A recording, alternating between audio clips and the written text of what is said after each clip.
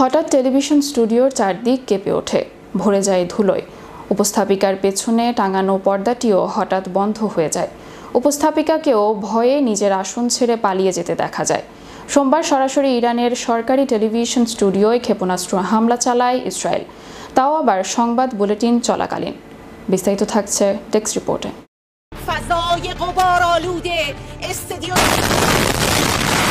হঠাৎ টেলিভিশন স্টুডিওর চারদিক কেঁপে ওঠে, ভরে যায় ধুলোয়। সঞ্চালিকার পেছনে টাঙানো পর্দাটিও হঠাৎ বন্ধ হয়ে যায়। সঞ্চালিকাকেও ভয়ে নিজের আসন ছেড়ে পালিয়ে যেতে দেখা যায়। সোমবার ইরানের সরকারি টিভি স্টুডিওয় ক্ষেপণাস্ত্র হামলা চালায় ইসরায়েল, তাও আবার সংবাদ বুলেটিন চলাকালীন। সংঘাতের চতুর্থ দিনে আরও তীব্রতা বাড়ল ইসরায়েল ইরান সংঘর্ষের। সোমবার সরাসরি ইরানের সরকারি টিভি স্টুডিওয়ে ক্ষেপণাস্ত্র হামলা চালায় ইসরায়েল, তাও আবার সংবাদ বুলেটিন চলাকালীন সময়ে। ঘটনাস্থলের এক নাটকীয় ভিডিও ফুটেজ ছড়িয়ে পড়েছে সোশ্যাল মিডিয়ায়। তাতে দেখা যায় ক্ষেপণাস্ত্র হামলার ফলে স্টুডিওটি থরথর করে কেঁপে উঠছে।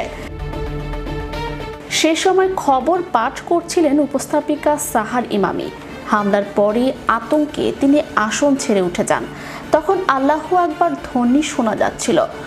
সরাসরি সম্প্রচার চলাকালীন এই হামলা হয়।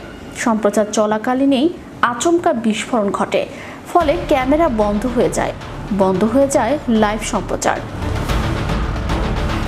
কিছুক্ষণের জন্য কালো হয়ে যায় চ্যানেলের পর্দা। তারপরই আগের রেকর্ড করা অনুষ্ঠানগুলি সম্প্রচার করা শুরু হয়। ইরানের সরকারি সংবাদ সংস্থা জানিয়েছে, হামলার ফলে স্টুডিওটি ধুলো এবং ধ্বংসাবশেষে ভরে যায়। এই হামলার 1 ঘন্টা আগেই অবশ্য তেহরানের ওই এলাকাটি খালি করে দেওয়ার জন্য একটি সতর্ক বার্তা জারি করেছিল ইসরায়েল। ইসরায়েলি বাহিনীর দাবি, ইরানের সম্পূর্ণ আকাশ তাদের দখলে। গোটা দেশ জুড়ে, বিশেষ করে রাজধানী তেহরানে ক্ষেপণাস্ত্র বৃষ্টি হচ্ছে। গত শুক্রবার ইরানের পরমাণু কেন্দ্রগুলিকে লক্ষ্য করে হামলা চালিয়েছিল ইসরায়েলি সেনা।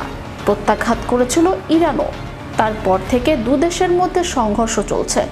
সংঘর্ষের আবহে সমগ্র পশ্চিম এশিয়ায় উত্তেজনার পরিস্থিতি তৈরি হয়েছে। ইসরায়েলের দাবি, তাদের সাধারণ নাগরিকদের উপর হামলা চালাচ্ছে ইরান।